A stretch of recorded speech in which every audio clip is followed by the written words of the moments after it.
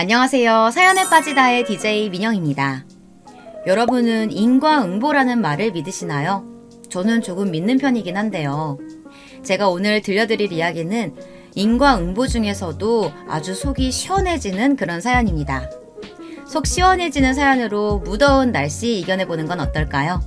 그럼 오늘의 사연 바로 시작할게요.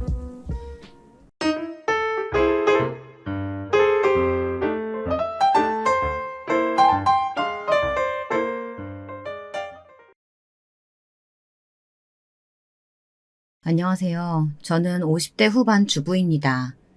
젊은 시절에는 일도 했었는데 아이들을 낳으면서 자연스럽게 전업주부로 살고 있어요.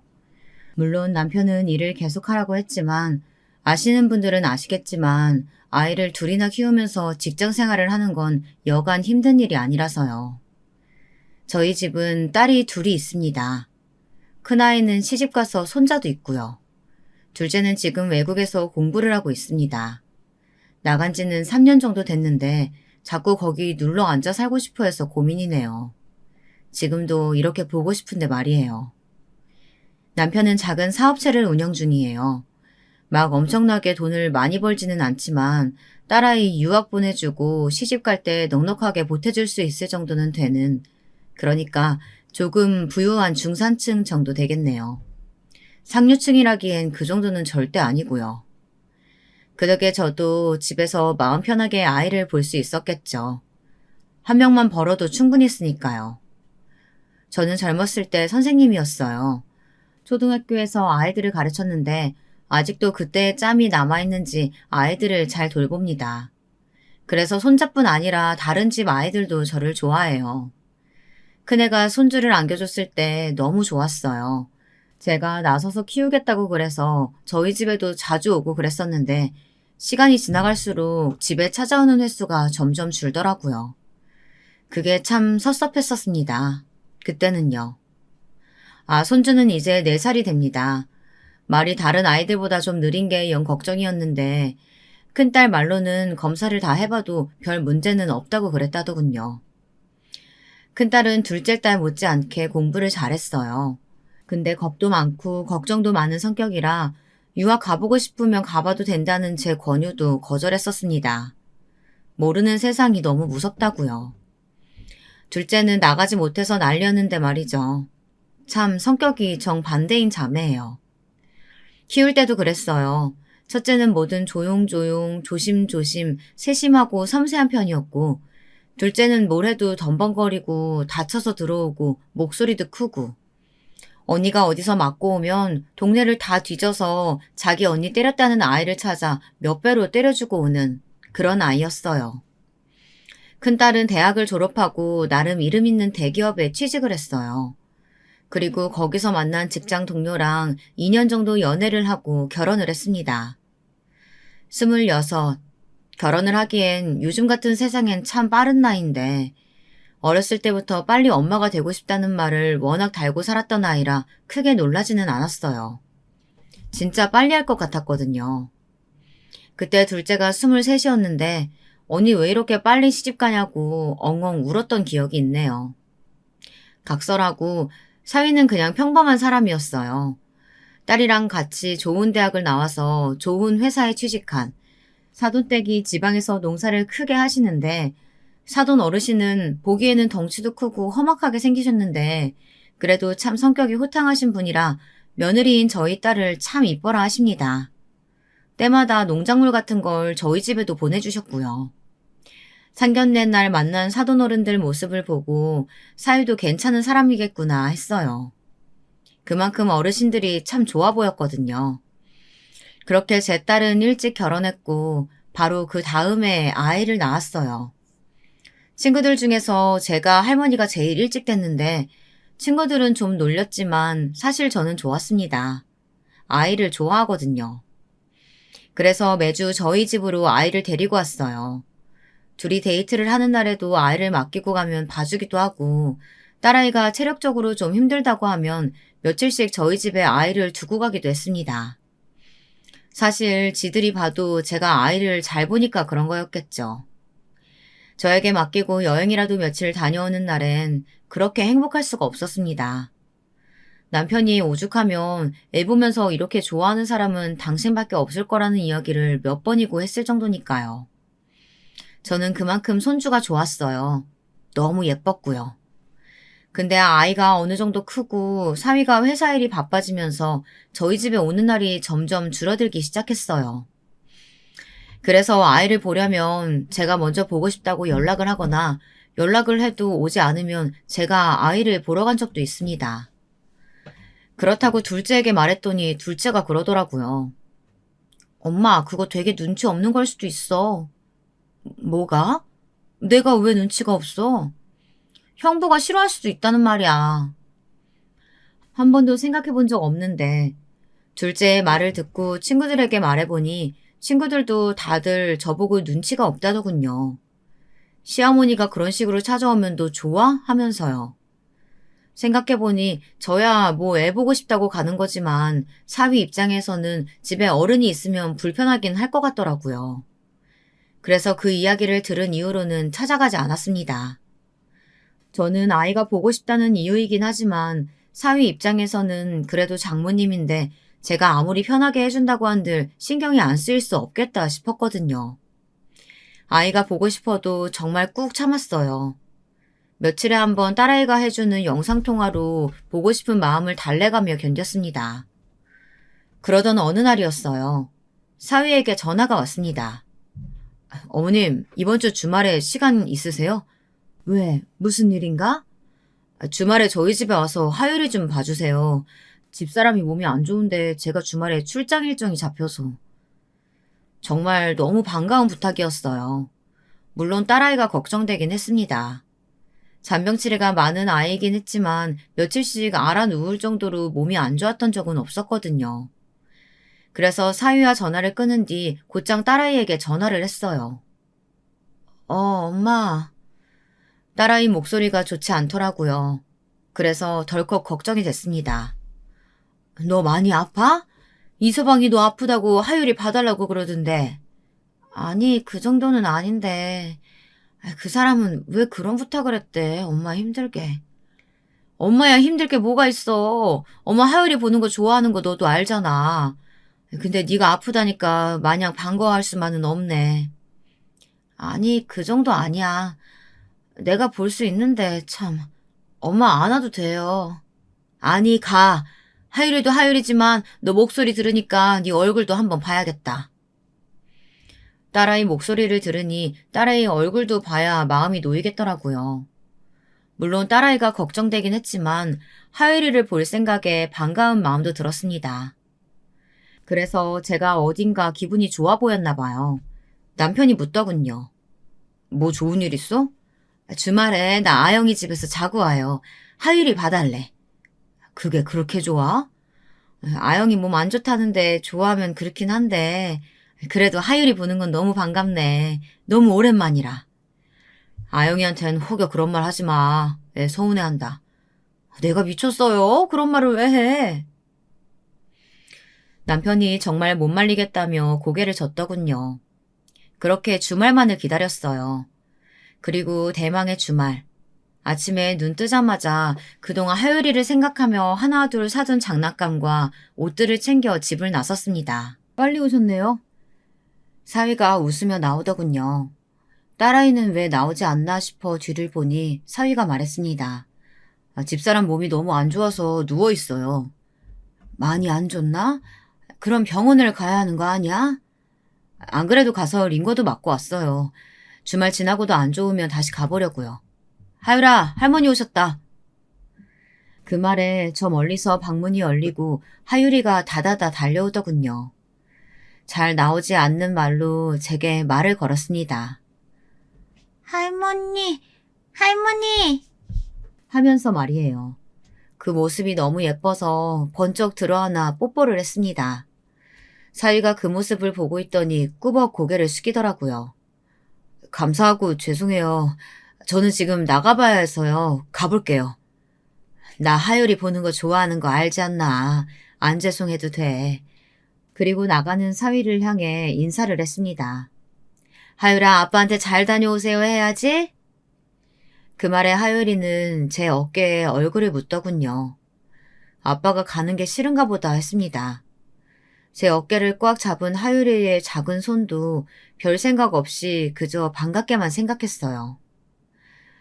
사위가 나가고 하유리를 안고 큰애가 잠들어 있는 방문을 조심스럽게 열고 들어가 누워있는 아이의 뒷모습을 봤습니다. 아이는 이불을 꽁꽁 둘러싸매고 자고 있더군요. 가서 어디가 아픈지 물어보고 싶었지만 괜히 아픈 아이 자는 거 깨우는 게 더 좋지 않을 것 같아서 그냥 푹 자게 뒀어요. 그렇게 잠든 아이의 뒤통수만 보고 나와서 하율이랑 놀았습니다. 오랜만에 봐서 낯을 가리면 어쩌나, 날 알아보지 못하면 어쩌나 싶었는데 다행히 그러지는 않더라고요. 한참을 저와 놀던 하율이가 지쳤는지 잠든 후 시간을 확인했더니 4시가 넘었더라고요. 시간이 이렇게나 많이 흘렀을 줄 몰랐는데 아직 방 안에 아무 기척도 없는 딸아이가 걱정이 많이 되었습니다. 얼마나 아프면 아침도 점심도 먹지 않고 저렇게 죽은 듯이 누워서 잠만 자나 싶어서요. 딸아이가 잠들어 있는 방으로 조심스럽게 가서 아이를 살짝 흔들었어요. 살짝 흔들었는데도 아이는 아픈지 신음소리를 내더라고요. 순간 더 자게 내버려 둬야 하나 싶었지만 하루 종일 아무것도 먹지 않으면 다음날 더 고생할 것 같아서 그냥 깨우기로 했습니다. 정말 많이 아픈지 얼굴도 목소리도 기력이 하나도 없어 보이더라고요. 뭐라도 먹여야겠다 싶어서 얼른 나와서 뭐가 있는지 확인 후에 있는 재료들로 죽을 만들었습니다. 감기나 몸살이 오면 목부터 붓는 아이라 넘기는 게 힘들 것 같아서요. 아영아, 나와서 죽 먹고 약 먹고 다시 자, 응? 나 진짜 괜찮아. 엄마가 안 괜찮아. 얼른 나와, 알겠지? 그렇게 단호하게 말하고는 밖으로 나갔습니다. 뭘 하는지 큰애는 한참 동안 방에서 나오지 않았어요. 그래서 다시 뭘 하나 들어가려고 방으로 발걸음을 옮기는 순간 딸아이가 나왔습니다. 긴 팔에 가디건을 온 몸에 꽁꽁 싸매고선 말이죠. 그 모습에 마음이 아팠어요. 저렇게 많이 아픈데 손자본다는 생각에 들떠서 신경을 못 써준 것 같아서 말이죠. 미안한 마음에 인상을 쓰고 물었습니다. 많이 추워? 좀 춥네. 여름이 다 되어가는 날씨였어요. 그러고 보니 방 안에서도 두꺼운 겨울 이불을 덮고 있었던 것 같아서 정말 많이 아픈가 보다 했습니다. 그제야 딸아이를 자세히 살펴보니 온몸에 힘도 없는 것 같고 평소에 그 반짝이던 피부도 푸석푸석 하더라고요. 여태 잤으면서 한시도 못 잔 사람처럼요. 눈도 퉁퉁 부어있고 죽도 먹는 둥 마는 둥. 아픈 모습을 꽤 봤다고 생각했지만 이 정도로 컨디션도 기분도 가라앉은 모습은 처음 보는 것 같아서 그냥 두면 안 될 것 같다는 생각이 들었습니다. 그래서 당장이라도 병원에 같이 가자는 생각으로 말했어요. 지금이라도 다시 병원 갈래? 아니! 놀랐어요. 갑자기 크게 소리를 질러서요. 제가 놀라서 눈을 크게 뜨고 바라보자 딸이 당황한 듯 손사래를 치며 말했습니다. 자기도 그렇게 큰 소리가 나온 걸 놀라하는 눈치였어요. 오늘만 지나면 나을 것 같아. 진짜 괜찮아. 병원 갔다 왔어. 그래. 안 그래도 이서방이 링거도 맞고 왔다더라. 그렇게 이야기하니 움찔하더라고요. 그 사람이 그래? 응. 왜, 아니야? 아니, 맞았어. 링거. 어딘가 찝찝함이 남는 대화였어요. 딸은 마지막엔 죽을 마시듯 먹더니 얼른 다시 방으로 들어가더라고요. 누워있고 싶어서 엄마 하율이 좀 잘 봐줘. 미안. 그러고 들어가서 또 나오지 않았어요. 어머니. 하율이가 어느새 잠에서 깼는지 설거지를 하는 제 다리를 잡더라고요. 물 묻은 손을 털어내고 얼른 아이를 안아들었습니다. 엄마는? 엄마도 맘마 먹고 들어가서 다시 자. 엄마 아야 하잖아. 엄마 아야 해. 맞아, 엄마 아야 해. 엄마, 아빠가 아야 했어. 이제 입이 트이려는 듯 자꾸 말하는 게 귀여워서 하율이가 하는 말을 계속 따라했어요. 근데 하율이가 하는 말이 이상했습니다. 아빠, 엄마, 맴매했어. 맴매? 아빠가? 누구를? 엄마를 맴매했어. 아빠가 엄마를 맴매했다고? 아빠가 맴매했어. 그 말을 듣는데 어딘가 쎄한 기분이 들었어요. 물론 아이가 그냥 하는 말이니 하고 넘길 수도 있는 문제였지만 좀 전에 큰딸이 제게 보인 반응이 자꾸 머릿속에 남았습니다. 찝찝했거든요. 잠시 고민을 하다 하율이를 푹신한 패드 위에 올려두고 인형을 지워주고는 딸이 자고 있는 방의 문고리를 잡았습니다. 그런데 잠겨있더군요. 엄마 들어가. 이야기 좀 해. 잠시만. 나 옷 갈아입어서. 그리고 잠시 뒤 철컥하고 잠금장치 푸는 소리가 들렸습니다. 그리고는 다시 아이가 나타났어요. 땀을 뻘뻘 흘리고 긴팔을 입고 있더군요. 그런데 이상했습니다. 여기 누가 있다고 옷 갈아입는데 문을 잠궈?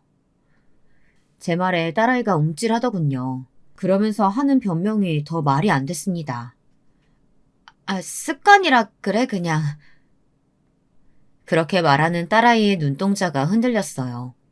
직감적으로 알 수 있었습니다. 무슨 일이 있긴 있다는 사실을 말이죠. 하율이가 그러던데 아빠가 엄마 맴매한다고. 그래서 엄마가 지금 아야 하는 거라고. 하율이가? 딸아이가 엄청 놀란 듯 눈을 동그랗게 뜨더라고요. 그리고 인상을 찌푸리더니 금방 제 눈치를 보며 어색하게 웃었습니다. 요즘 어디서 들었는지 이런저런 말을 많이 해. 입이 트이긴 하나 봐. 맴매도 어디서 들었나 보다. 그렇게 말하며 자신의 긴팔티를 자꾸 끌어서 뭔가를 가리려고 하더라고요. 그래서 딸아이의 손목을 확 잡았습니다. 아이가 아픈지 인상을 팍 쓰더라고요. 알았습니다. 맞았다는 사실을 말이죠. 너 옷 벗어봐. 아니라니까. 진짜 아니야, 엄마. 아니면 못 벗을 이유가 뭐야? 엄마한테 몸 보여주기 싫은 것도 아닐 테고. 얼른 엄마 진짜 화내기 전에 벗어. 진짜 아니라니까. 아빠 부를까? 엄마 성격에 이대로 집에 못 가는 거 알지? 아빠 부를까 하는 그 말에 딸아이가 한숨을 쉬더라고요. 그리고 어쩔 수 없다는 듯 조심조심 옷을 벗었습니다. 저는 그 자리에 멈춰서 아무것도 할 수 없었어요. 정말 누가 제 머리를 망치로 한 대 치고 간 것 같았습니다.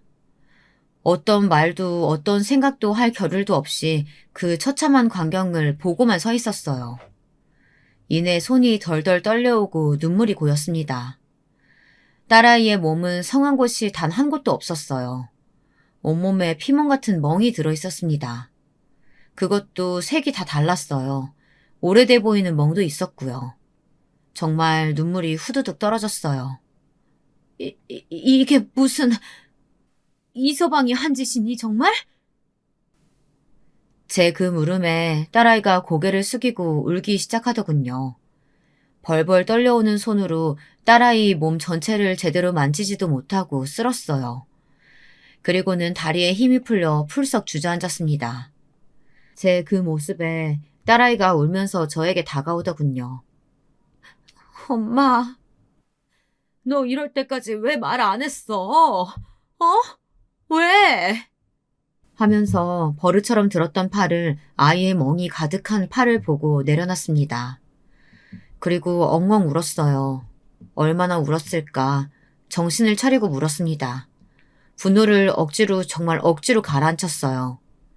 당장이라도 그 새끼를 죽이러 가고 싶었지만 말이에요. 거짓말하면 엄마 진짜 화낼 거니까 사실대로 말해. 언제부터야? 딸이 아무 말도 하지 않고 입술을 깨물더군요. 그래서 소리쳤습니다. 말 안 해? 하율이 낳고 나서 처음에는 이 정도는 아니었는데 점점 심해졌어요. 왜 말 안 했어? 어? 처음에는 손대고 나면 진짜 자기가 미쳤었다면서 싹싹 빌었거든. 나는 그걸 바보같이 믿었고. 그리고 요즘은 차마 말할 용기가 안 났어. 엄마가 얼마나 속상해할지 아니까. 그렇다고 이걸 참고 살아. 이 미련한 거사. 하면서 오열했습니다. 4년. 4년을 이렇게 지옥 같은 곳에서 악마 같은 새끼랑 살았다고 생각하니 온몸이 고통으로 찢어지는 것 같았어요. 그러다 번뜩 정신이 들었습니다. 나라도 정신을 똑바로 붙잡고 있어야 한다고 말이죠. 가방 제일 큰 거에 네 짐 다 넣어. 엄마는 하율이 챙길 테니까. 일단 아이를 저희 집으로 데려가야 했어요. 그래서 아이에게 짐을 챙기게 한 뒤 하율이 짐은 제가 챙겨서 인형을 들고 꾸벅꾸벅 졸고 있는 아이를 안아들고 저희 집으로 향했습니다. 아침에 하율이가 지 아빠를 본체만지 했던 것도 이해가 갔어요. 근데 하율이가 어떻게 알았지? 잘 때만 그랬는데. 큰딸이 그렇게 말하면서 울더라고요. 정말이지 가슴이 찢어지는 경험이었습니다. 그렇게 집으로 가는 길에 동네 작은 병원에 가서 진찰을 받고 진단서를 끊었어요. 당장이라도 경찰에 신고하라는 의사 선생님의 말에 다 준비해서 할 테니 일단 모른 척 해달라고 부탁했습니다. 선생님은 최대한 상세하게 진단서를 써주셨어요. 사진도 엄청 찍었고요. 딸아이는 언젠가 필요할지도 모른다고 생각하며 그동안 모아둔 자료가 있다고 했습니다. 하지만 저에게는 보여줄 수 없다더군요.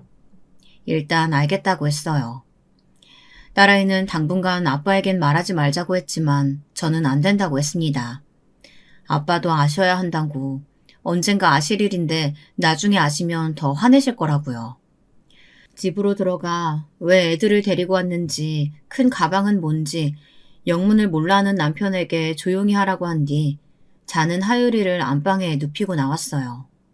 그리고 상황을 다 설명했습니다. 이 개자식 어딨어? 당장 죽여버려야지. 일단 기다려요. 그리고 애깨요. 쉿. 남편은 제 말에도 분노가 가라앉지 않는 듯 앉았다 일어났다를 반복했어요. 어찌해야 할지 몰랐던 그 감정이 아까 저도 느꼈던 거라 공감이 됐습니다. 일단 남편을 설득하고 사위가 없는 2박 3일 동안 어떻게 하면 좋을지 완벽하게 계획을 세워야 했어요. 정말 제 모든 걸 걸고 그 자식의 인생을 부셔버리겠다고 다짐을 했습니다. 남편이 사업을 하면서 알게 된 변호사분에게 늦은 시간에 전화해 이쪽 방면으로 가장 일을 잘하신다는 분을 추천받았어요. 그리고는 신뢰를 무릅쓰고 부탁해 다음 날 바로 만났습니다. 큰딸은 저에게 보지 말라는 말을 10번도 넘게 하고서는 그동안 모아온 것들을 그 변호사에게 보여줬어요. 딸아이가 모아온 자료들을 보는 변호사의 표정이 급격하게 어두워져 갔습니다. 가정폭력 중에서도 강도가 센 편이고 자료도 많네요. 이건 녹취록인가요? 변호사가 박스 안에 있던 USB를 들어올리며 묻자 딸이 고개를 끄덕이더군요. 승소하는 데에는 문제가 없어 보이고요. 양육권도 물론 100% 가져올 수 있을 것 같고요. 이 정도면 접근 금지도 가능하고 이제 문제는 위자료를 얼마를 청구할지예요. 제가 며칠 자료를 좀 더 보고 판례를 뒤져본 다음에 금액 최대치로 뽑아볼게요. 그렇게 상담을 마치고 돌아오는 길에 아이가 울더라고요.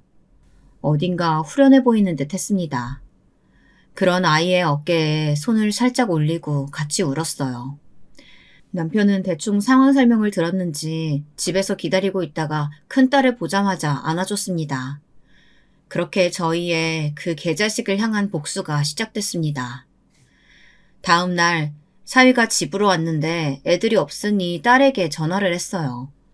딸아이가 전화를 받지 않자 저 그리고 남편에게까지 전화를 했습니다. 모두가 받지 않으니까 뭔가 상황을 짐작한 듯 몇 시간 동안 잠잠했어요. 그리고는 딸아이의 휴대폰으로 문자가 한 통 왔습니다. 내가 미안하다고 싹싹 빌었잖아. 이렇게 나갔어야 했어? 장모님이랑 장인어른한테는 절대 말 못한다더니 결국 다 한 거야? 나 화났어, 여보. 나 화내기 전에 하율이 데리고 들어와. 그 문자를 보자마자 분을 참지 못하고 사위에게 바로 전화를 걸었어요. 신호가 얼마간 가고 전화를 받더라고요. 장모님, 아영이 오늘부터 그 집에 안 들어가네. 그러니 찾지 말고 소송장 기다려. 그게 아니고요. 아니긴 뭐가 아니야. 애 아빠가 칼 들고 찾아가겠다는 거 겨우 말렸으니까 우리 앞에 얼굴 들이밀 생각하지 말고 얌전히 소송장이나 기다려. 알겠어? 그리고 전화를 끊었습니다. 그리고 한동안은 연락이 없었습니다. 그런데 딸아이에게는 계속 연락을 한 모양이더라고요. 어느 날은 딸에게 온 전화를 제가 보고 받았습니다. 그 전에 통화 녹음 버튼을 눌렀어요. 씨발, 내가 잘못했다고 했잖아. 야, 이누나, 너 진짜 죽고 싶어? 하율이 내가 니년 키우게 그냥 둘 것 같아? 하율이 엄마 노릇 계속 하고 싶으면 당장 애 데리고 집으로 돌아와. 진짜 나 돌아버리는 걸 보고 싶지 않으면. 이를 악물고 듣고만 있었어요. 어디까지 하나 보려고 말이죠. 그랬더니 점점 더 하더군요. 이제 내 말에는 대꾸도 안 하기로 했냐? 나 같은 놈은 상대하기도 싫다 이거야? 진짜 무서운 게 뭔지 보여줘. 내가 네 엄마 아빠 가만 둘 것 같냐? 가족들 인생까지 종치게 만들고 싶지 않으면 당장 들어와서 죄송하다고 무릎 꿇고 싹싹 빌어. 너 하나만 입 다물고 있으면 모두가 행복한데 왜 이 사단을 만들어 멍청한 년아. 원래는 어디까지 하나 끝까지 들을 생각이었지만 정말 도저히 들어줄 수가 없어서 입을 열었습니다. 날쌔. 사위는 전화를 받은 게 저라는 사실을 알자마자 아무 말도 없더군요. 잠시 정적이 흘렀습니다. 아영이는요? 이제 변명도 안 할 모양이더라고요. 하긴 그런 말을 한 걸 제가 다 들었다고 생각하면 뭐 변명할 게 있겠어요. 이제 아영이는 자네 연락 아예 안 받을 거야. 아영이 바꿔주세요. 왜? 방금 했던 말 그대로 아영이한테 하게? 그 말에 또 입을 다물더군요. 방금 자네가 한 말 그대로 녹음됐으니까 앞으로는 말 가려서 해. 아, 씨발. 녹음했다는 말에 나지막히 욕을 내뱉고는 바로 끊더군요. 아무래도 무섭긴 무서웠나 보죠. 그렇게 며칠이 또 지나고 소송이 시작됐어요. 집으로 서류가 날아간 것 같더라고요. 사위가 집 앞에 무릎을 꿇고 있었습니다. 다시는 이런 일 없도록 하겠습니다. 정말 죄송해요. 이미 몇 번이고 무릎 꿇고 그런 말 했었다고 들었네. 소용없으니까 가봐. 내가 내 딸이 몇 년간 맞아온 걸 알았는데 그 지옥 같은 집에 다시 보낼 거라고 생각하나? 죽어도 그런 일이 일어나지 않으니까 진짜 죄송한 마음 하나라도 있거든 순순히 다 인정하고 처벌 받을 건 받아. 남편은 정말 사위를 보면 죽여버리고 싶을 것 같다고 집 안에서 나오지 않았어요. 사실 딸이 무슨 일이 일어날지 모른다며 지 아빠를 붙잡고 있었던 것도 있고요. 제가 그렇게 말하니 사위가 벌떡 일어나더군요. 그리고 표정이 험악해졌습니다. 진짜 이러실 거예요? 에? 자네 아직도 상황 파악이 안 되나? 아영이랑 하율이는 절대 그 집으로 다시 돌아가지 않아. 그리고 자네가 이럴수록 자네한테 불리한 건 알지? 씨발 진짜 딸 이혼녀 만들면 퍽이나 좋으시겠어요. 네? 그 말을 듣고도 기가 차더군요. 요즘 같은 시대에 그게 무슨 흠이라고 그딴 걸로 협박을 생각할 수 있는지 말이에요. 제가 기가 막히다는 듯 헛웃음을 지으며 대답했습니다. 요즘 세상에 그건 흠도 아니지만 설사 그렇다 하더라도 맞고 사는 것보단 1000만 배 나으니까 돌아가. 그런 거 안 통해. 자네 안 가면 경찰 부르겠네. 경찰? 불러. 집안 싸움이라고 하면 돼. 그러면 돌아가는 거 몰라? 왜? 그전에는 그랬나 보지? 그럼 자네 아버지한테 연락하는 건 어떻나? 그 말에 사위가 눈에 띄게 움찔하더군요. 사돈댁 어르신을 사위가 굉장히 무서워한다고 딸에게 전해 들었던 적이 있습니다. 워낙 엄하고 무서운 신 분이라는 이야기를 많이 들어서 인사 갈 때 무서웠는데 자기한테는 다정하시다고요. 아마 추측컨대 자기 아들 성향을 알아서 그렇게 무섭게 군 걸 수도 있겠더군요. 당장 전화해서 다 알려드려? 당신 아들이 4년 동안 우리 딸을 이렇게 때렸다고. 가만두지 않겠다고. 제 그 말에 사위가 짜증을 내며 돌아서더군요. 그날 밤 생각했습니다. 이대로 소송만으로 끝내기엔 너무 분하다고 말이죠. 아직도 선명한 딸의 온몸에 있는 멍자국과 누가 옆에서 손만 들어도 움찔거리는 모습을 볼 때마다 눈물이 날 것 같았습니다. 하지만 벽보를 붙인다든지 시위를 하는 건 나중에 있을 재판에서 저희가 불리할 수도 있다는 이야기를 들었어요. 그래서 남편에게 부탁해 사이의 회사 사람 하나를 소개받았습니다. 남편은 사업을 오래 해서 발이 넓은 편이었거든요. 나온 사람은 딸 또래의 여자 직원이었어요.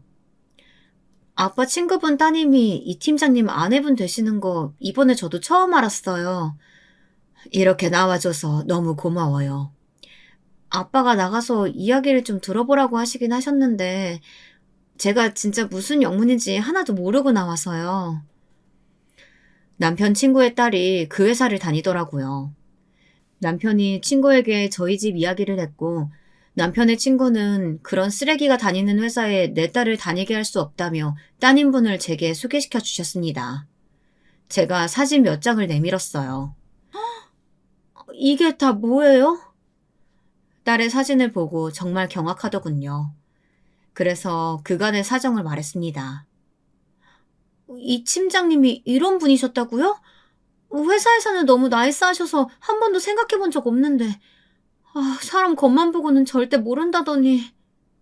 제가 보여주는 것들을 보면 볼수록 분노하는 게 느껴졌습니다. 그리고는 뭘 도와주면 되냐고 뭐든 도와주겠다고 하더군요. 그냥 이 팀장이 부인을 때려서 전치 5주가 나왔다더라. 그래서 지금 이혼 소송 중이라던데 이런 소문만 좀 퍼뜨려줘요. 아빠한테 들었다면서. 그거야 너무 쉬운 일이긴 한데 그 정도로 괜찮으시겠어요? 원래 이런 소문은 금방 퍼지잖아요. 회사 전체가 자기한테 손가락질하는 걸 한번 겪어봐야 돼요, 그 자식은. 그래서 자기가 얼마나 손가락 받을 일을 한 건지 아주 확실하게 깨닫게 해줄 거예요. 남편 친구 딸은 고개를 끄덕이며 공감해 줬습니다. 그리고 바로 다음 날부터 회사에서 동료들에게 이야기를 하고 다닌 모양이더라고요. 회사 전체에 정말 하루 이틀 만에 소문이 다 퍼졌다고 남편을 통해 전해 들었어요. 평소에 그런 이미지가 아닌 사람이라 그런지 회사 내에서도 다들 엄청 충격받아 한다고들 하더라고요. 그리고 얼마 뒤에 회사 내부에서 그 사실이 진짜인지 아닌지 남편을 불러다가 물어본 모양이더라고요. 아마 진짜라고 했겠죠. 거짓말을 했다가 나중에 진짜임이 밝혀지면 더 큰일이 나니까요. 사위는 휴직계를 내고 회사를 쉬게 됐다는 이야기를 들었습니다. 아마 말이 휴직계고 이렇게 자연스럽게 정리해고 되는 걸 거라는 이야기를 남편의 친구에게 전해 들었어요. 제가 소문을 낸 거라는 사실은 모르는 것 같더라고요. 네네, 그 일 관련해서는 조용했던 걸 보면 말이죠. 하지만 저는 여기서 끝날 생각이 없었습니다. 때마다 보내주시는 사돈네의 농작물을 받고 사돈네에게 전화를 했어요. 이제 그만 보내주셔도 된다고 말이죠. 그랬더니 사돈이 왜 그러냐고 물어서 애들 이혼 진행 중인 거 모르셨냐라고 대답했습니다. 아직 말하지 않은 것 같더라고요. 사위가 바로 득달같이 저를 찾아왔습니다. 아버지께 말하셨어요? 늘 보내시는 채소들을 올해도 보내셨길래 이제 안 보내주셔도 된다 했더니 왜 그러시냐 물어서 애들 이혼 절차 진행 중인 거 모르셨냐. 이렇게 말한 게 다네. 왜? 내가 구체적으로 말해드릴 걸 그랬나? 그냥 연락을 마시지 왜 연락을 하셨어요? 어차피 알게 될 일 아닌가. 그리고 나는 자네 집에서 보낸 그 무엇도 이제 받고 싶지 않네. 자꾸 이런 일로 찾아오지 말게. 자네 얼굴 보는 것도 역겨우니까. 그러고는 자리에서 일어섰습니다. 사위가 뒤에서 욕하는 게 들리더라고요. 아마 심경이 복잡하겠죠. 회사도 잘려 필사적으로 숨기던 아버지까지 이제 이 사실을 알게 생겼으니 말입니다. 아니나 다를까 사돈댁에서 모든 사실을 다 알게 된 모양이더군요. 사돈댁에서 만나자는 연락이 왔습니다. 정말 죄송합니다. 면목이 없습니다. 어떻게 사죄의 말씀을 드려야 할지 모르겠네요. 사실 그 어떤 용서를 비신다고 하더라도 저희는 용서할 마음 없습니다. 그냥 아드님이 저희가 요구한 조건 그대로 받아들이고 진심으로 반성할 수 있게끔 따끔하게 알려주세요. 아이가 정말 많이 죄송하다고 무릎까지 꿇었다고 하던데 한 번만 용서해 주실 수는 없나요? 어떻게 알려졌는지 회사에도 소문이 다 났고 지금 이 상태에서 이혼까지 하면 정말 저희 아이는 미래가 없는데 이런 일 한 번 더 있으면 저희가 나서서 이혼시키겠습니다. 한 번만 용서해 주세요. 자기 딸이 저런 일을 당했더라도 저런 말을 할 수 있을까요? 서희는 보나마나 자기 유리한 대로 이야기를 했겠죠. 그 상황을 무마하려고요. 용서요? 사돈 어르신은 사돈 어르신 자식이 맞았대도 용서를 하실 수 있겠어요? 네? 물론 힘드신 건 압니다. 아는데 그래도 둘 사이에는 하율이도 있고 더 이상 들을 가치도 없는 말을 늘어놓는 것 같길래 그 앞에 사진을 한 장 던졌습니다. 이걸 보고도 그런 말씀 하실 수 있는지 궁금하네요. 딸의 맞은 몸이었어요. 이걸 들고 다니면서 증거로 제출하고 보여줘야 하는 제 마음이 상상이나 가실지 모르겠네요. 제 딸이 이렇게 맞았습니다. 그 지옥 같은 집에 그 악마 같은 새끼랑 다시 살게 할 마음 단 하나도 없어요. 그러니까 그런 말도 안 되는 소리 하실 거면 돌아가세요. 그리고 다시는 찾아오지 마시고요. 아, 참고로 말씀드리면 이건 빙산의 일각에 불과합니다. 4년 동안 제 딸이 맞은 이런 사진 자료들만 박스 한가득에 저한테 딸한테 돌아가면서 욕하고 협박하던 통화 음성 파일들도 다 있어요. 딸의 시어머니 되는 사람은 그 사진을 보자마자 아무 말도 하지 못하고 입을 틀어막더군요. 그리고 시아버지 되는 분은 굉장히 화가 나 보였습니다. 물론 저 말고 자신의 아들에게 말입니다. 아니, 어떻게 이런... 보셨으면 아시겠죠? 다시 살라는 그런 끔찍한 소리는 입 밖에도 내지 마세요. 두 사람은 돌아갔습니다. 그리고 나중에 듣기로는 그날 자신의 아버지에게 정말 죽지 않을 만큼 맞았다고 하네요. 판사가 합의를 권하는 자리에 나왔을 때 아직 얼굴에 지워지지 않은 멍을 보니 맞는 것 같더라고요. 회사고 동네고 그리고 자신의 고향까지 소문이 다 난 모양이었습니다. 부인을 때려서 이혼을 당했다는 사실이 말이죠. 회사도 잘리고 재산도 상당 부분 저희에게 위자료를 지급했어요. 당연히 양육권도 저희가 가져왔고요. 딸은 하율이가 어느 정도 클 때까지 저희 집에서 같이 살기로 했습니다. 미국으로 간 것 같더라고요. 한국에서는 당연히 살기가 힘들었겠죠. 그래서 둘째에게 연락을 했어요. 저는 그 자식이 편안하게 사는 꼴을 절대 그냥 두고 볼 생각이 없었거든요. 뭐? 그 자식이 미국에 갔다고? 지 언니가 그런 일을 당할 때 옆에 있어주지 못해 미안하다고 전화해서 밤새 울던 둘째였어요. 지 언니가 누군가에게 맞으면 어느 동네라도 찾아가서 몇 배로 때려주고 했던 아이라 가만 있지 않을 거라고 생각했습니다. 아니나 다를까 교포사회에서도 금방 소문이 다 난 것 같더라고요. 멍청하게 가도 지 처제가 몇 년째 살고 있는 미국, 그것도 LA로 갈 게 뭐랍니까. 진짜 언제까지 괴롭히실 거예요? 그래서 제가 대답했습니다. 내 분이 다 풀릴 때까지. 원하는 대로 다 들여드렸잖아요. 제발 그만하세요. 곧 미국에서도 들어왔다는 소식을 들었습니다. 한국 교민사회가 상당히 보수적인 집단이라 그런 소문이 한 번 나면 되돌릴 수 없다고 둘째가 그러더군요. 미국에서도 발붙이고 살 수 없을 거라고요. 저희 딸은 그간 상담을 열심히 받고 치료를 받으면서 많이 괜찮아졌어요. 이제 일도 새로 시작했고 그 전만큼 많이 웃습니다. 그리고 딸에게 호감을 보이는 청년도 생긴 것 같더라고요. 물론 아직 딸에는 누군가를 만날 마음이 없는 것 같긴 하지만요. 그냥 서서히 일상으로 돌아가는 게 기뻤습니다. 그 전의 모습들을 되찾는 것 같아서 말이에요. 하지만 그 자식과의 악연은 거기서 끝나지 않았어요. 딸에 대한 집착이 시작된 것이었습니다. 당신이 우편함에 우편물 뜯어봤어요? 나? 아니, 왜? 우편물이 막 뜯겨져 있어서. 처음에는 애들 장난인 줄 알았어요. 하지만 그게 몇 번 반복되니 영 찜찜했습니다. 그리고 어느 날은 집으로 보낸 사람이 없는 선물들이 오기도 했어요. 꽃다발이다, 과일이다 하는 것들 말이죠. 그 또한 처음에는 별 생각 없이 딸을 좋아하는 그 청년이 보낸 건가 했습니다. 그 사람이 자기 아니라던데? 어? 그때부터 무서워지기 시작했어요.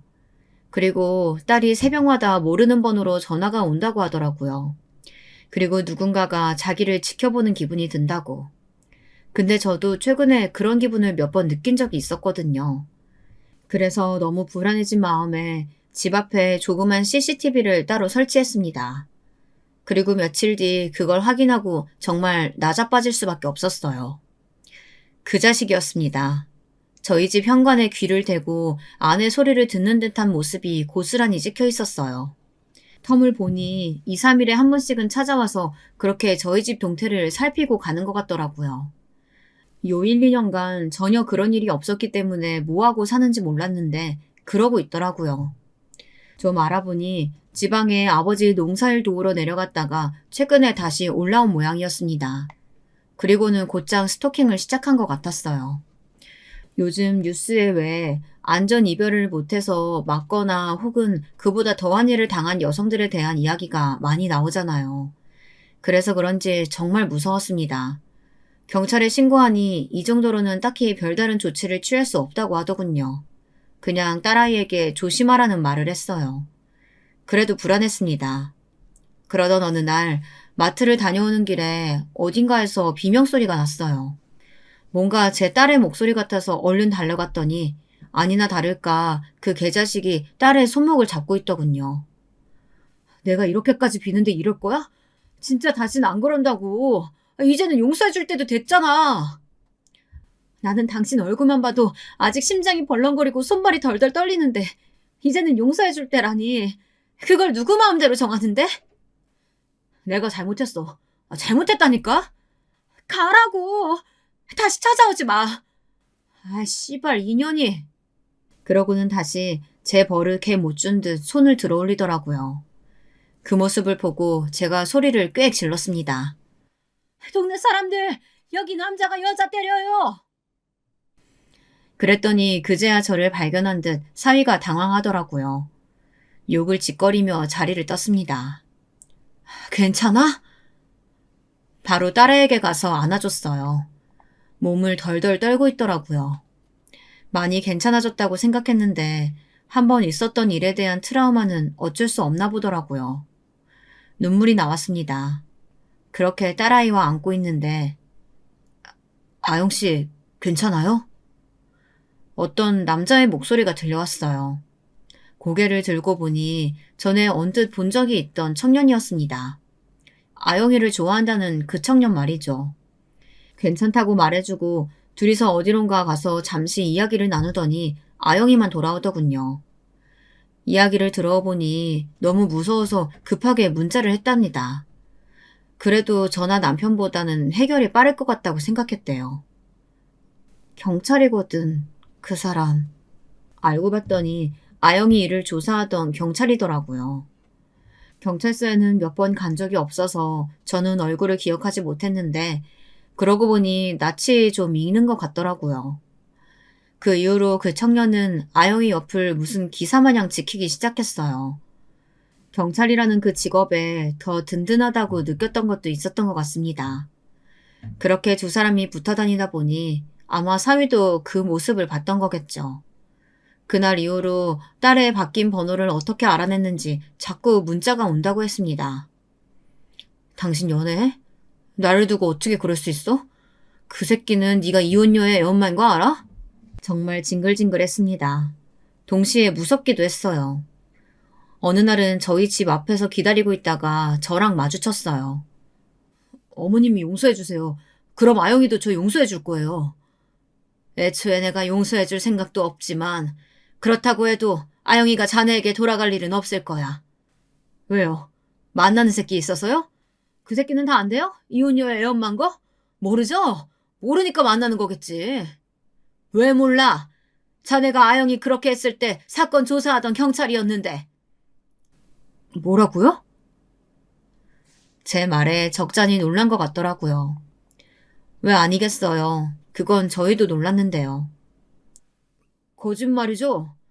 내가 그런 거짓말을 왜 하나?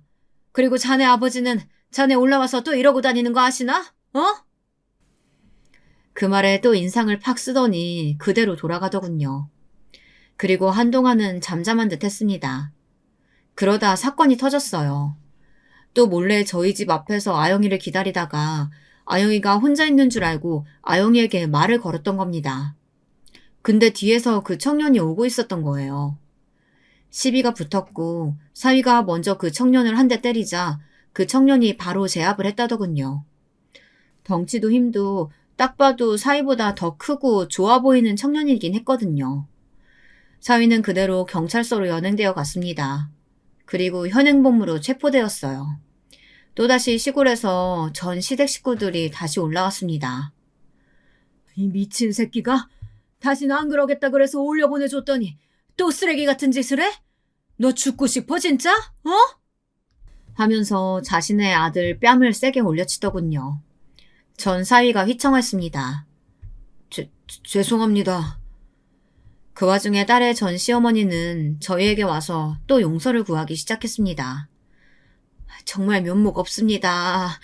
정말 미안하다 얘야. 우리가 애를 다 잘못 키운 죄다. 저는 딱히 할 말도 용서하고 싶은 생각도 없어서 대꾸도 하지 않았습니다. 보나마나 이번에도 합의해달라는 말을 할 게 뻔했고요.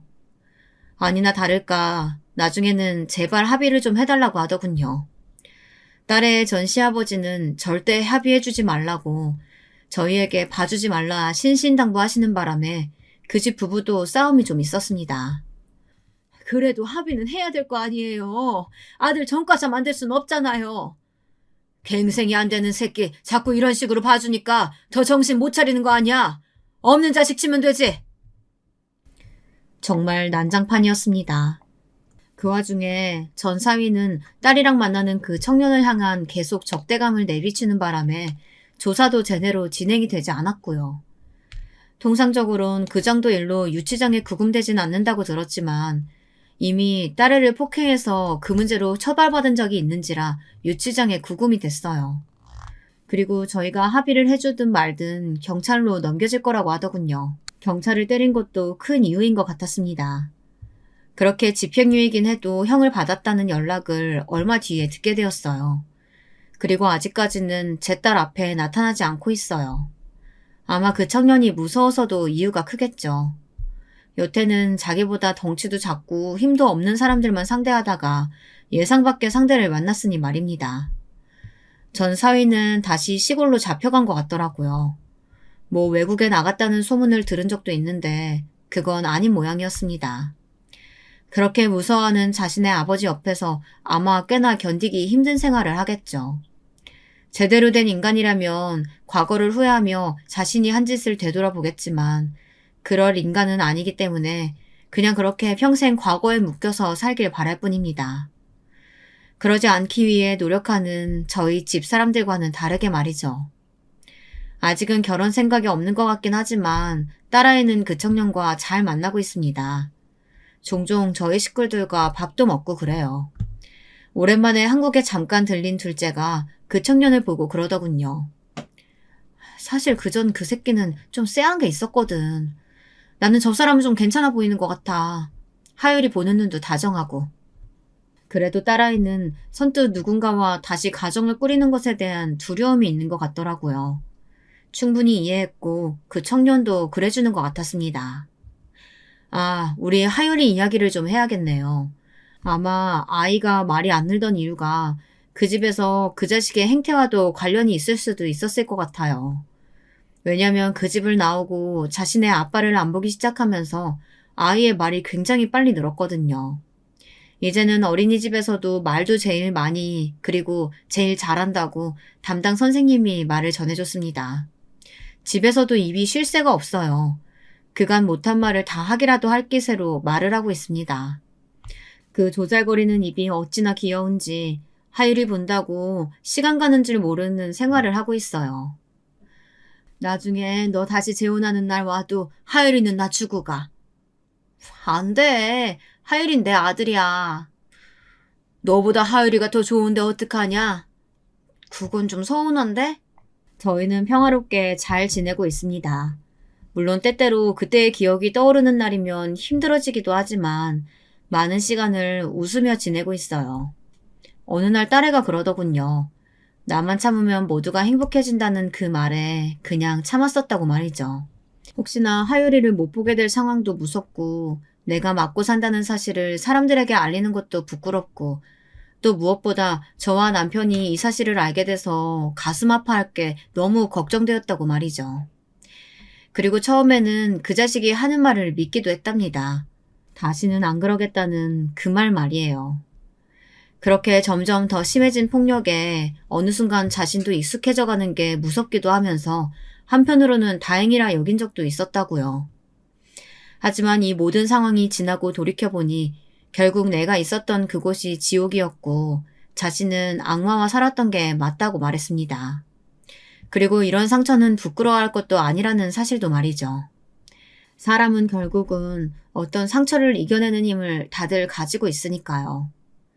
아직은 힘든 날도 종종 있긴 하지만 결국엔 시간이 우리의 상처를 더 흐리게 해줄 겁니다.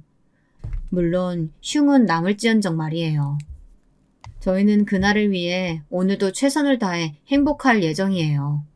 물론 내일도 말이죠. 이 이야기를 들으시는 분들도 혹시나 남들의 시선과 혹은 누군가가 속상해할 것을 걱정하거나 내가 잘못하지도 않은 일에 부끄러워하신다면 전혀 그럴 필요가 없습니다. 그런 생각들이 오히려 가해자가 더 당당해질 수 있게끔 만들어주는 거니까요.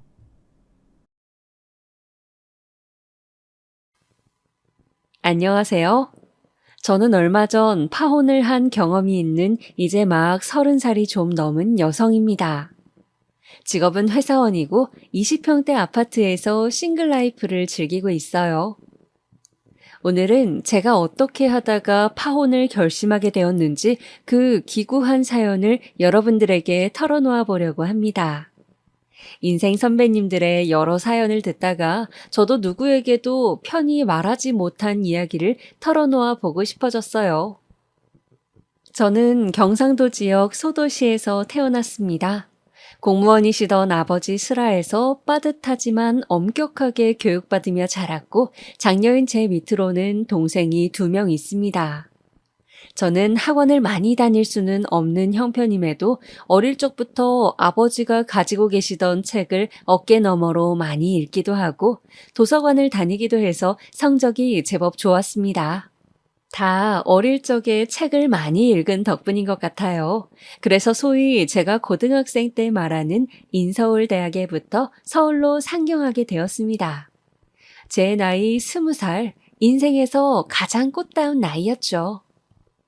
부모님은 다 큰 딸을 타지에 보내는 게 마음에는 걸리셨지만 그래도 서울에 좋은 대학을 간다는데 보내줘야지 하시며 학교에서 걸어서 5분 거리에 있는 원룸을 전세로 얻어주셨습니다. 그렇게 시작한 대학 생활은 재미있었어요.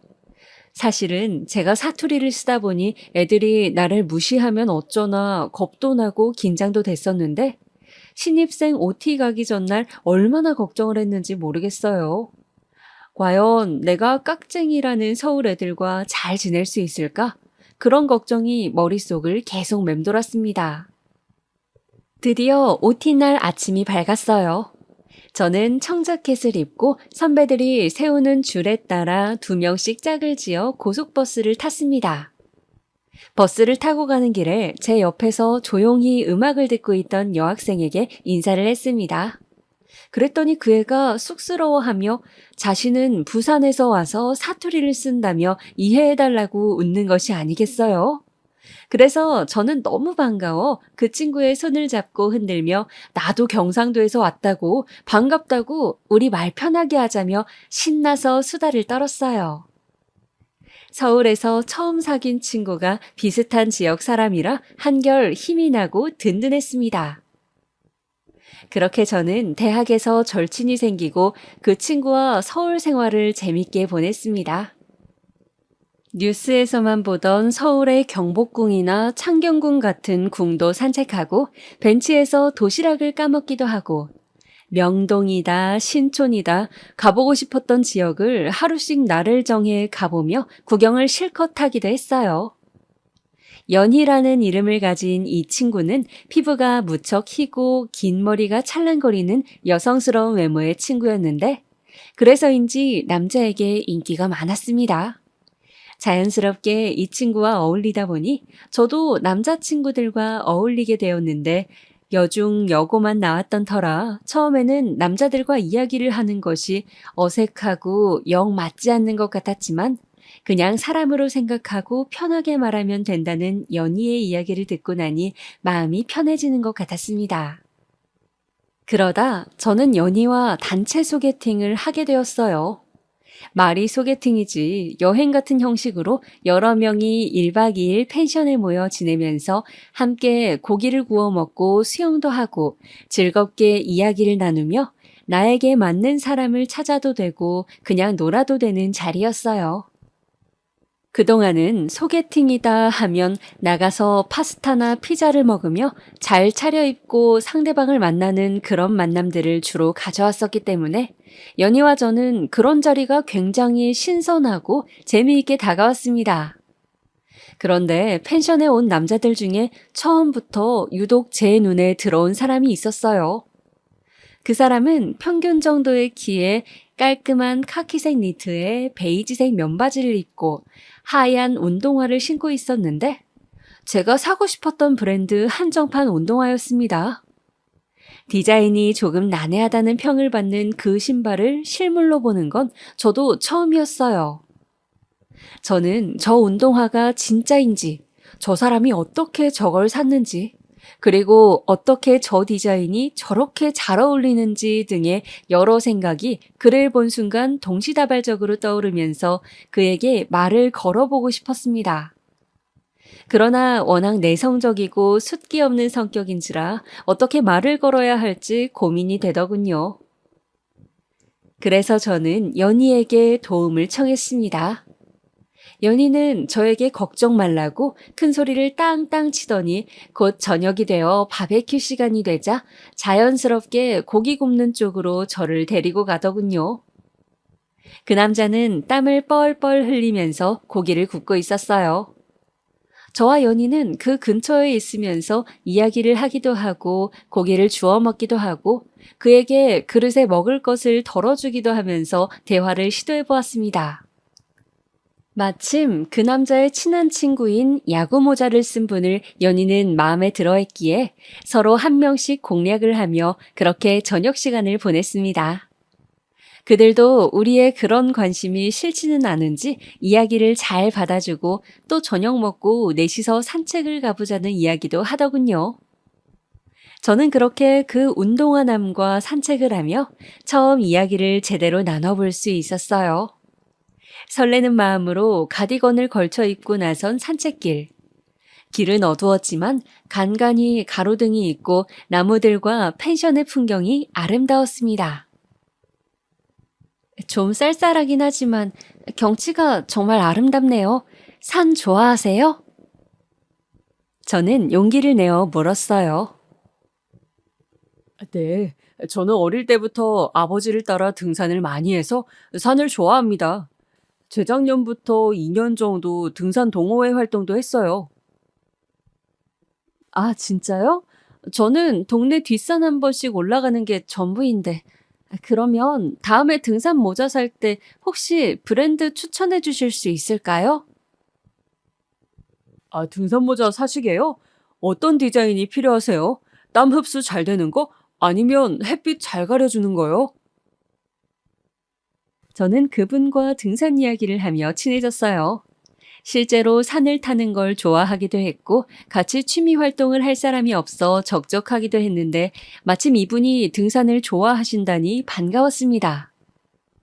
우리는 그렇게 다음 주 일요일에 함께 도봉산에서 만나자는 약속을 하고 헤어졌어요.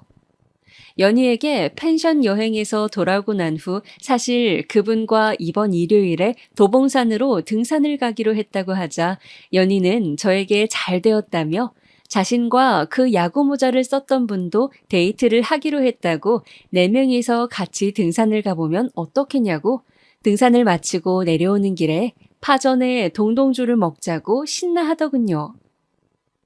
그렇게 우리 4명은 더블 데이트를 종종 하는 사이가 되었습니다. 저도 연희도 비슷한 시기에 정식으로 사귀자는 말을 들었고 둘 다 남친이 생겼죠. 저의 친한 친구와 남자친구의 친한 친구가 사귄다는 것은 처음에는 장점이 많다 생각했지만 시간이 지날수록 단점도 드러났습니다. 둘만 오붓하게 뭘 하기가 괜히 친구에게 눈치가 보이기도 하고 또 한 커플이 다투게 되면 서로 자기 친구 편을 들다 보니 싸움이 번져 결국 우리까지 싸우게 되는 일이 허다했어요. 그래서 넷이 놀러 다닐 때는 세상 행복하고 좋았습니다. 지금 생각해봐도 정말 좋았던 시절인 것 같아요.